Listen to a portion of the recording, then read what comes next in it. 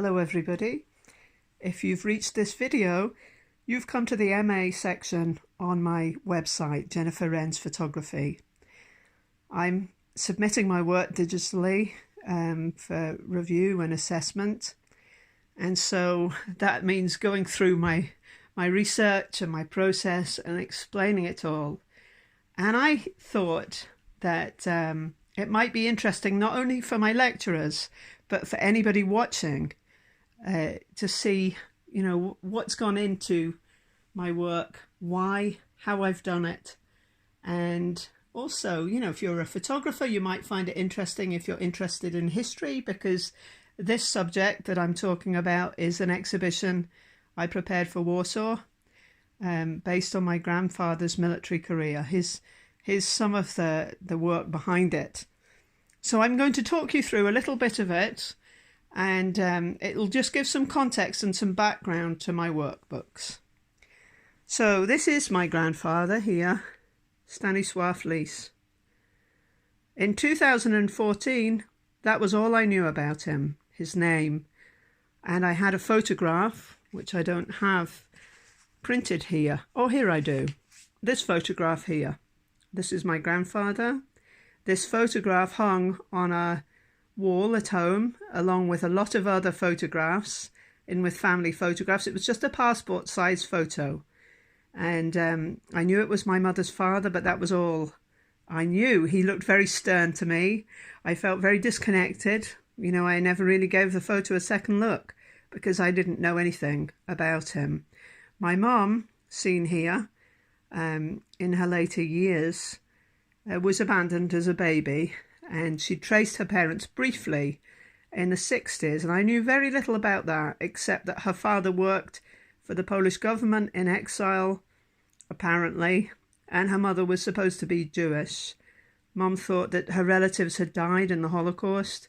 She knew very little else. So when my mum died in 2014, I decided I was going to see if I could trace more about her parents. And so I followed a lead. My grandfather, I knew, had worked with the Polish Ex-Combatants Association, and I phoned them. And they were able to tell me that I could look for his records at the Ministry of Defence because he served in the Polish Army. So here's an example of some of all the records that I've gathered, or here are the records that I've gathered. How many folders? 1, 2, 3, 4, 5, 6 folders here of records that I've gathered that belong to him over the last 5 years. This is the first one, the Ministry of Defence, war years, I've called it. And throughout this folder, as you can see, are the many records that I received from the Ministry of Defence. I'm just going to turn my light off. Sorry, this isn't a very professional video, but I'm working with what I have. So I received these records, but they were all in Polish, and I needed help to translate them and find out what they said. At the same time, not long after I received those records, the Ministry of Defence told me that I could also search for records in Warsaw, in Poland. So I wrote a letter to Warsaw, and I received one day this folder here. I've taken the records out, absolutely full of my grandfather's military records from Poland. And again, you can see there's just loads of records dating back actually to the 1920s. But again, all in Polish. So I started trying to learn Polish so that I could translate them. Another one here from the Warsaw Military Archives. As you can see, lots. This one in particular was so interesting, but I couldn't read a word of it. It was all Polish. And I could tell that he'd written it, but I had no idea how to translate it. So I decided to try and learn Polish. I was not successful. It's a very hard language to learn. But my Polish teacher told me there was a Polish historian that lived in Fraserburgh, where I live. Here he is. His name is Janusz Rall. Janusz lives about 10 minutes from me. Here he is in his library, full of Polish military books. So I took these folders to him, here's another one, the Warsaw Archives again, and asked him if he could help me to translate them. So this is a picture of my grandfather at university, Warsaw University. Some really, really old documents here. So I gathered them all up, knocked on Janusz's door, and asked him if he could help me to translate them. Here he is again. And he was absolutely fantastic. I spent hours in his office learning about Polish history, which I knew nothing of. Just before my mum had died, she also sent me this book, The Eagle Unbowed, Poland and Poles in the Second World War. It's an excellent book. Really, really good book. At the time that she sent it, I had no real interest. But since then, you know, it's been gold dust, really, to me. It's by Halek Kochanski, I think is how you say her name. And so I had a lot to learn. So Janusz was really, really helpful, and I began a couple of years later recording stories of other descendants of Polish soldiers. Both my grandmother and grandfather were in the Polish army, and Janusz helped me with that as well. So I also tried to immerse myself in that time. This book, A Cup of Tears, is a diary of the Warsaw Ghetto by Abraham Levin, edited by Antony Polonsky. What's really interesting here, Antony Polonsky, I met in Warsaw in 2018 when I gave a lecture based on my grandparents' lives. He's very well known, and he was the academic there, and he told me that he'd met my grandfather in London. He was at a house that my grandfather was at in London in the 60s, I think. So that's really interesting. I looked at photography from that time. I became very interested in Roman Wisniak, who photographed the Jewish communities in Poland immediately prior to the Second World War. And I love his documentary style of images. I love black and white photography anyway. But just to think that these had captured a world that was soon to be destroyed. And so, I researched, and he's influenced my work in many ways to realise that our photographs are just invaluable. You never know when things might change. And the time that we're in just now, that we're living in just now, will be described as before COVID-19 and after COVID-19. And just as this was before the Second World War. And whilst you can't compare the two situations that we find ourselves in, there's a sense of how quickly life changed for these people. Janusz gave me this book, Hoover Archival Documentaries, War Through Children's Eyes.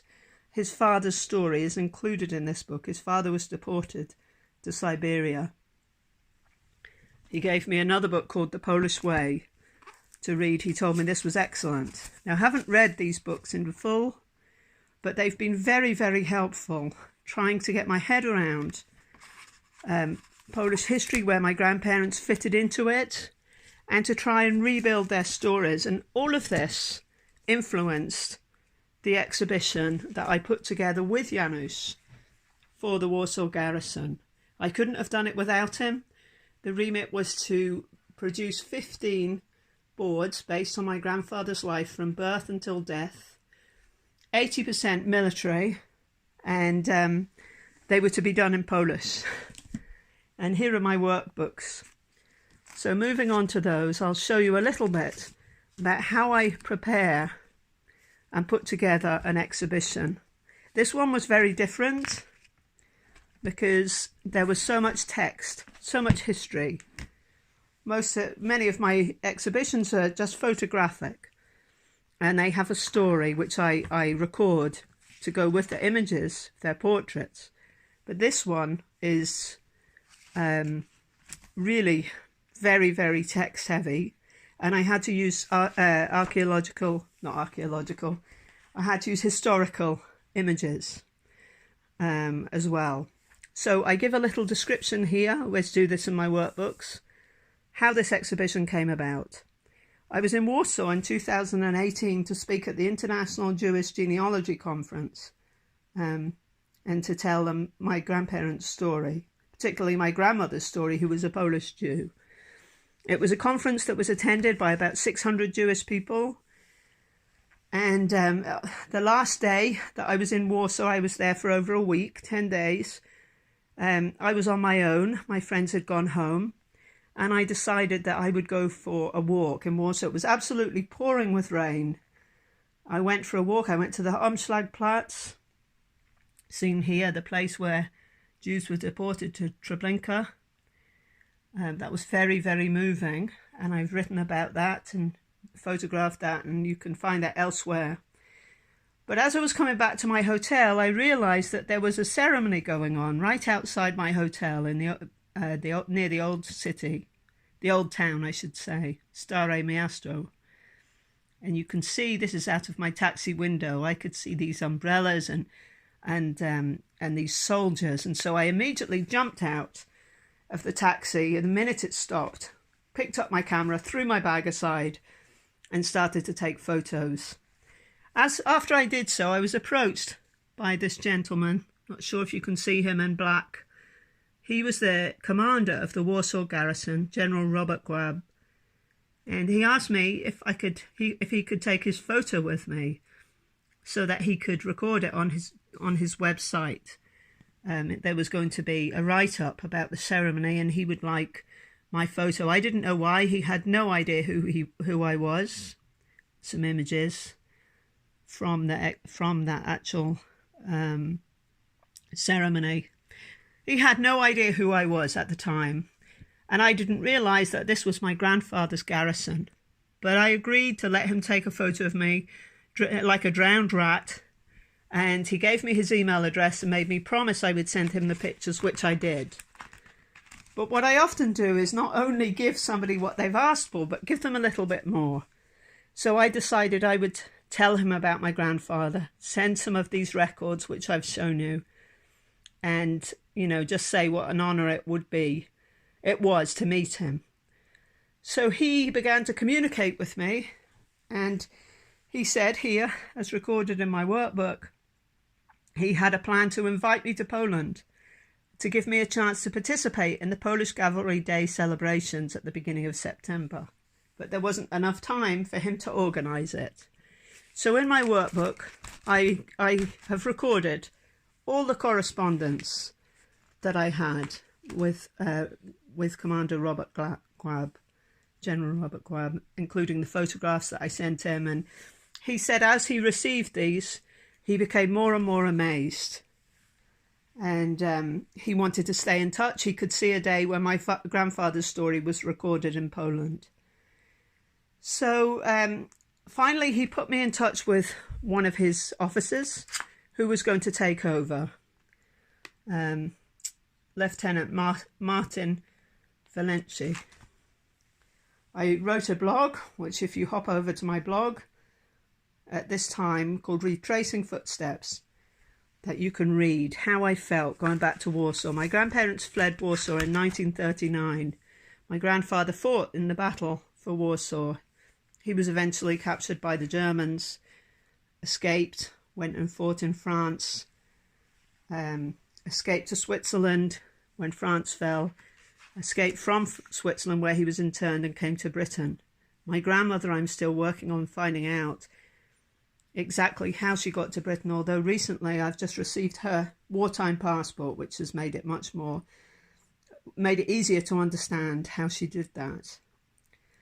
So somewhere along the way, I told Lieutenant Martin, that I was holding an exhibition in Fraserburgh based on the descendants of Polish soldiers. Now, the general had already said that it may be possible to do an exhibition in Poland of these stories. So they asked me if I would send my work, which I did.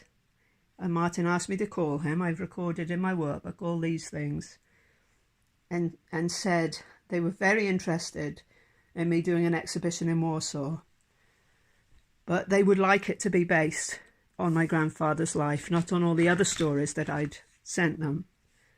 So I went and saw Janusz, and I asked him if he thought we were able to do this, if we were capable. And he said, yes, we have all the records, we just need to put them together. He'd worked over 4 years piecing together my grandfather's story, and I knew that he knew more than anybody about his life. So I decided I would tackle the design side of it, and Janusz would help me with content. So I asked the garrison exactly what they wanted. Originally they'd said 7 boards, A1 boards, but they then told me they wanted 15 boards. So we thought, okay, well, we've got a lot of work on our hands, but we can do it. I asked to see the exhibition space. As you can see, I've recorded it. That's the gallery at the Warsaw Garrison. I looked into a little bit about the venue. I read a bit about the Warsaw Garrison Command. I asked actually if I could use the logo, include it, but I was unable to do that. So there was a lot of background research to the garrison itself. Here's the building. It's incredible. There we are.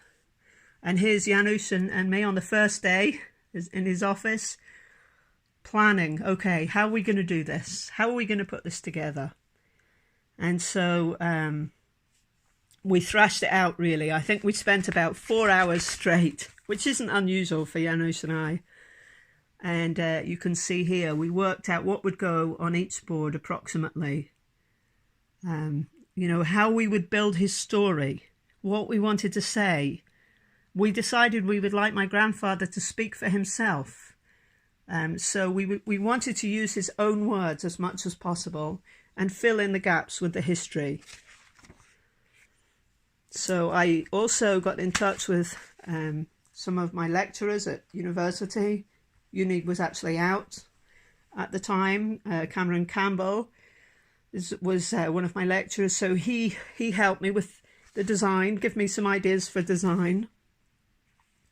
And I printed out here, you know, exactly what we were going to put on each board. For example, panel 6 was going to be the time before 1939, when my grandfather was at the University of Lvov, then Warsaw, then his marriage to my grandmother, you know, all that kind of thing. He became a senator. So we worked out whereabouts on the boards those were going to go, those stories were going to go. We wondered about having a board based on my grandmother, my mum and myself, the women, if you like, in his life.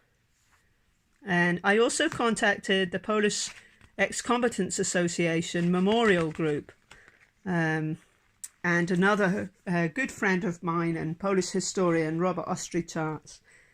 And, you know, they helped me and gave me their suggestions as well. So we worked out his chronology, all included. It was a huge amount of work, really, because this is my grandfather's whole life. And he'd been fighting, really, since the age of 11. He began fighting the Russians. So here we are. You can see all the important information that I really wanted to remember is in yellow. And this workbook is really full of the dialogue between Janusz and myself regarding the exhibition.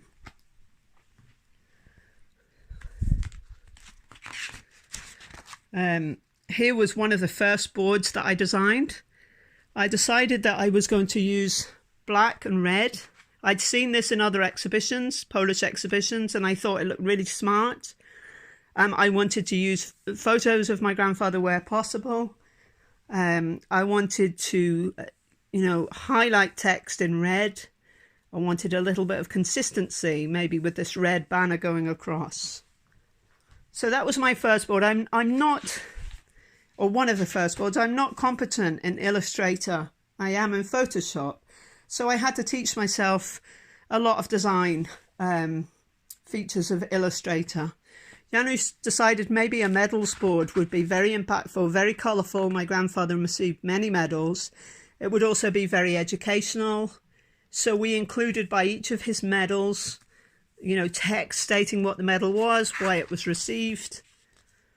And, you know, that was going to be a really interesting board, impactful board that would immediately visually capture people, you know, wow, this man fought a lot of battles and received, you know, a lot of recognition.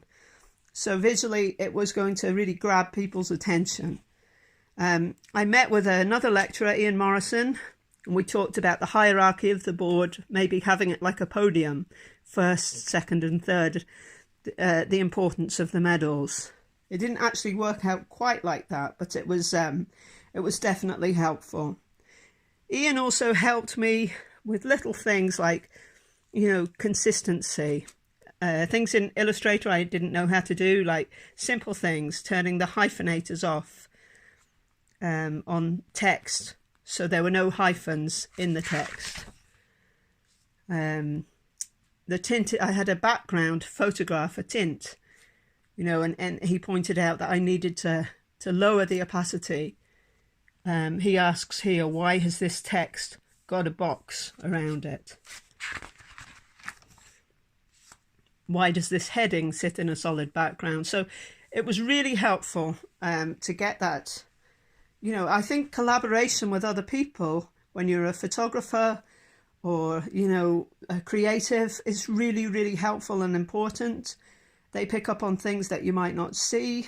And I've really discovered over doing the MA that working with other people, that's where I want to go next with my work. I've done a lot of things by myself, and I really feel it's time now to hook up with other people.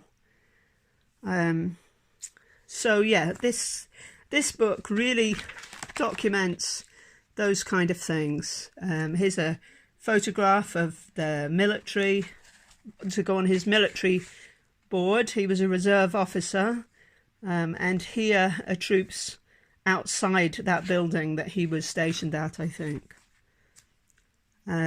Again, don't take all of this absolutely correctly. I'm not, I haven't reread all the history as I'm doing this, so I'm just giving a general overview. So additional material. We looked at including newspaper clips, things like that. Personal things. My grandfather was the chairman of the Polish I can't pronounce the word. He collected stamps. And he, you know, that was a hobby of his, so we decided we would think about including that. We really wanted to put over to people my grandfather's longing for his country. He was exiled. He couldn't go home. It was a communist country. His life was in danger. He was being watched by the KGB, and yet you can see in all his writings how much he loves his country, how much he wanted to go back, how much he tried to help other people. I had to make decisions. There was just so much content, what to include and what not to include. I don't think I included this in the end, but my grandfather was one of the spokesmen for a Polish man who'd stowed away on a boat at Gdansk and ended up in London, and he was arrested or going to be sent home. My grandfather was part of ensuring that that didn't happen. That was in national and international newspapers. Sorry, this is probably a bit boring. I'm going to flip over these really quickly. So once I designed all the boards, printed them off, as you can see here, and we had to tweak different things. But you can see different photographs I think we changed. And then we went back to the opening board. And Janusz spoke to me about putting myself into the story, which I didn't really want to do. I didn't see the importance of doing that. But he said people will engage with his story because of you, and you need to think about how you can put that into a board. the medals board, the top, the Polish one. You can see I chose an image, a contemporary image from the time. This was the files on my computer of all the medals. I found them online and I cut them out, made them into ping files so that they could be removed from their background and just slotted into the final board. It's my grandson. That is my own photography, and that was going to be one of the boards. So I've used lots of historical images, but I wanted something of myself. There's my grandfather looking to the future, held by his great-great-grandson, who now is the future. So, you know, generally, it was not just a case of putting together information and thinking about the design. There was much more thought given to how I was going to represent my grandfather. How was I going to take him back to Poland? Because essentially that's what we're doing, is taking him back to his country and allowing him to speak and say those things that he would have said, wanted to say in his lifetime. So this second book is the same, much of the same. Here's an account of the silent march, which my grandfather organised, or was a key part of organising. 20,000 people marched through London, the Polish ex-combatants, to protest against the visit of Bulganin and Khrushchev. And after it was finished, my grandfather, who's mentioned in this newspaper article, took a big folder of signatures to Downing Street with Malcolm Muggeridge. So I wanted to include that. I felt that was historically very relevant, and it would be good to show that in Poland. So just to really finish, you know, thinking about how to put my motivation and passion into the exhibition without it being too personal. I wrote, in his writings, Stanisław Lis longed to return to Poland, representing thousands of Poles who, though unknown, sacrificed for their country and died in exile. My grandfather's voice deserves to be heard. It's an honour to retrieve him from the pages of history, to allow him to speak again, and to finally bring him home. And it felt quite emotional, you know, putting it all together, realising that, you know, I was thinking about this actually just last night, that when you throw something into the water that floats, maybe like newspaper, for a while it just hovers under the surface. You know, it sits under the surface before finally sinking away, not to be seen again. And I felt like this about my grandfather's life, that he was almost lost to history, you know, lost in obscurity. That's my mother. And I feel like I've taken this piece of paper out of the water just before it was going to sink forever. And I believe that my grandfather's voice was a powerful voice, but is relevant for today. He loved his country. He was thinking about the next generation. It's maybe not the best photo of him. And, you know, he deserves to be heard. He laid his life down in many, many ways. We started with his obituaries. That's how we started the boards, you know, with a notice of his death. So that just gives you a general overview, a very quick overview actually, of some of the things that went into that exhibition. And you can imagine going through all these folders and working out the timeline, working out his life, working out where his heart was, what his passions were. He was courageous, you know, bringing that into the boards. But he was also representing so many other people, so many other Polish soldiers who've left nothing like this, whose voices also deserve to be heard and deserve to be recognised. And I think especially in this day that we're living in, you know, where we need to know that although the future is so uncertain, we can stand strong, and things will eventually, come good. I think that's really important. I mean, that's what Captain Tom Moore has said. Here's my grandfather this man was the man who stowed away. And here he is before a press conference. My grandfather is sitting right here. This is, I think, a Getty image, which I found online. So I did a lot of research online as well.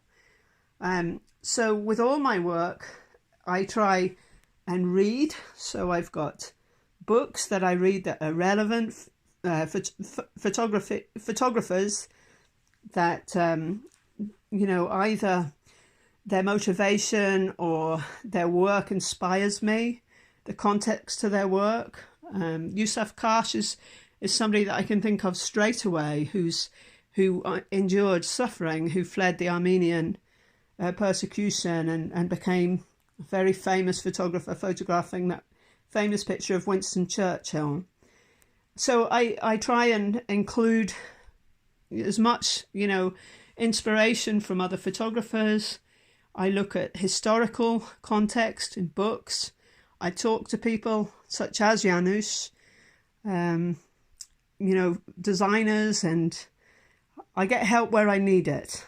But that's just a little insight, really, and I hope that it inspires you with any of the projects that you're doing.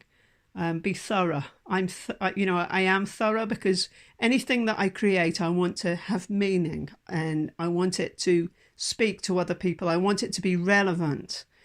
And so anything that I do is pretty much the same. I put my heart into it and my soul into it. And so there's a lot of passion, but there's also just, hard work, I suppose, groundwork, spade work. And it's such a fantastic process to be a part of, because it opens your eyes, it opens your world, in so many ways. Here's another of my favourite photographers. She was a photojournalist, Ruth Gruber, and I'll talk about her in another video. But anyway, thank you for bearing with me, for listening, and I hope this is helpful.